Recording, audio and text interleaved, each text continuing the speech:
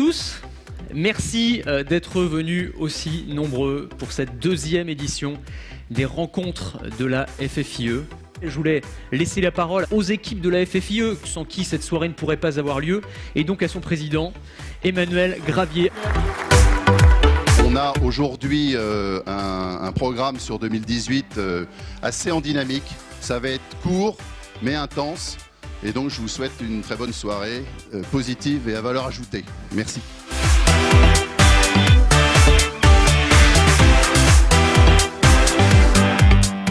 Aujourd'hui, l'installateur, il doit comprendre comment effectivement il se met en marche, comment il intègre cette révolution qui est devant lui et comment il porte le bâtiment qui est IP.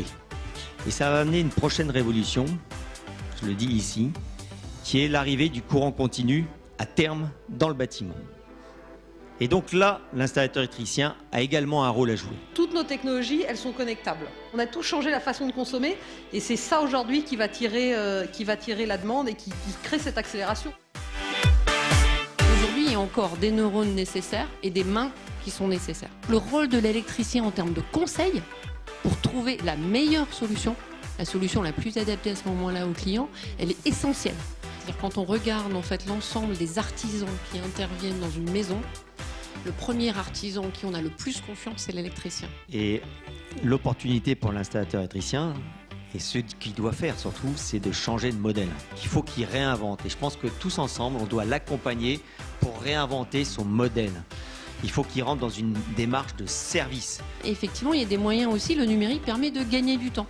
Vous pouvez très bien, il y a une application qui permet de faire un diagnostic électrique, vous faites le tour de votre maison, sur l'appli vous avez fait le check, vous envoyez le compte rendu. La solution énergique, en ayant toutes les datas énergétiques, on va la donner au plus près sur smartphone, on va la mettre en forme, on va animer une communauté autour des occupants et on va lancer des challenges pour qu'ils réduisent les consommations. Mais demain, on imagine l'écomobilité, la gestion des photocopies, on pourra lancer des challenges de développement durable là-dessus et on mettra de plus en plus de points. On capte l'occupant et on ne va pas le lâcher et l'occupant a la possibilité de remonter des idées ou remonter des choses qui ne vont pas dans le bâtiment. Donc on va être un lien avec l'exploitant également du bâtiment. Le bâtiment devient une plateforme de service. Il faut être orienté usage. Et en fait, l'installateur électricien, il doit s'intéresser à ses usages. On a une infrastructure commune et ça va servir à plusieurs services. Services efficacité énergétique, assistance aux personnes dépendantes, optimisation des espaces, etc.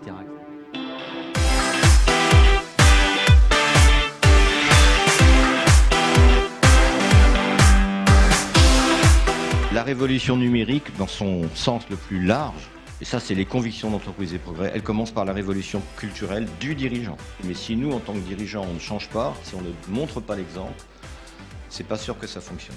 Toutes les entreprises, quelles que soient les filières à laquelle elles appartiennent, vont devoir se réinventer totalement.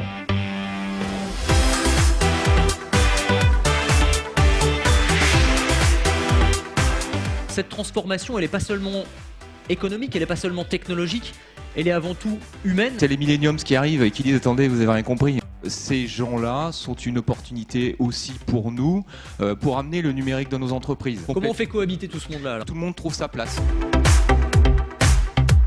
Lié au photovoltaïque, on est plutôt tourné, nous, vers l'autoconsommation. Il faut absolument connaître le profil de consommation du client pour être sûr que nos études et ce qu'on vient préconiser soient en phase avec ce qu'il peut consommer. J'ai rencontré 2 jeunes ingénieurs très performants dans tout ce qui est numérique et data. Je les ai mouillés avec moi pour qu'on fasse un tableau blanc et puis l'histoire s'est écrite. Vous avez un déclic, on pourrait dire, et là vous vous mettez au BIM. Une petite formation, une journée et demie, donc pas grand-chose. Oui. Un logiciel très facile, c'est autour de maquettes numériques. Il s'organise, je dirais, une base de données qu'on renseigne et qu'on partage. Tout le monde travaille ensemble et a les mêmes informations.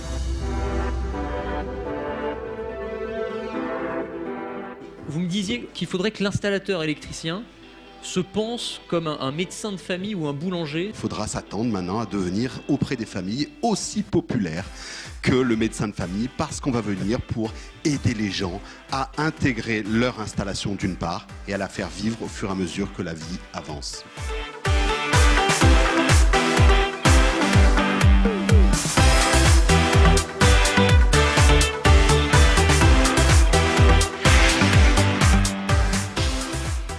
Au niveau de nos entreprises, l'idée finale, ça reste d'aller rechercher de la compétitivité et puis de créer de la valeur ajoutée sur ces nouveaux marchés.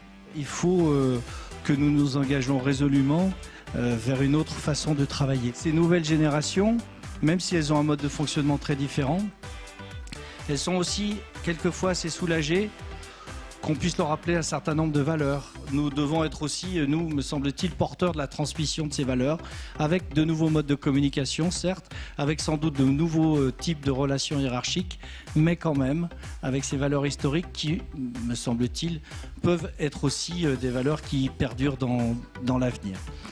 Je voudrais surtout vous remercier tous cette réflexion courte peut-être, qui a ouvert des champs du possible, qui a ouvert des réflexions pour chacun d'entre vous.